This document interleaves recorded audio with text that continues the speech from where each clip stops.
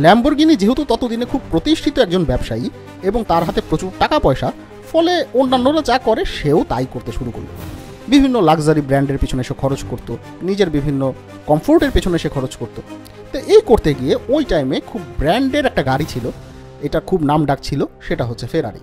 সেই ফেরারি গাড়ি নিজের জন্য কিনলো।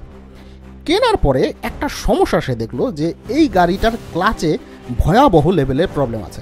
এটা 2 দিন পর পর ভেঙে যায় এবং এই ক্লাচ নিয়ে তাকে খুব ভুগতে হলো।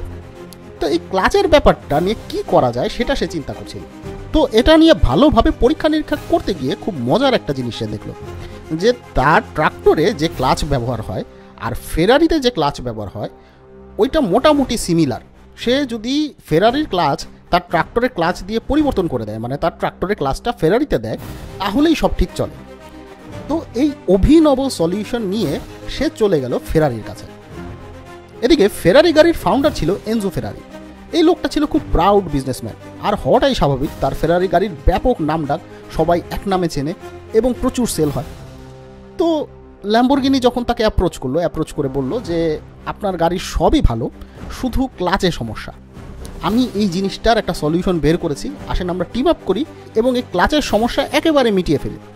তো এনজো ফেরারির কি হয়েছিল আই ডোন্ট নো, বাট সে ল্যাম্বরগিনিকে অপমান করে বসলো। সে সরাসরি ল্যাম্বরগিনিকে বলল যে তুমি ট্রাক্টর বানাও তো ট্রাক্টর নিয়েই থাকো, আমাকে গাড়ি বানাতে দাও। খুব স্বাভাবিকভাবেই ল্যাম্বরগিনির কথাটা অত্যন্ত খারাপ লাগলো এবং তার মাথায় রক্ত চড়ে গেল। সে ওখানে দাঁড়িয়েই ঠিক করলো যে আমি এই ফেরারির চেয়ে বেটার গাড়ি নিয়ে আসবো।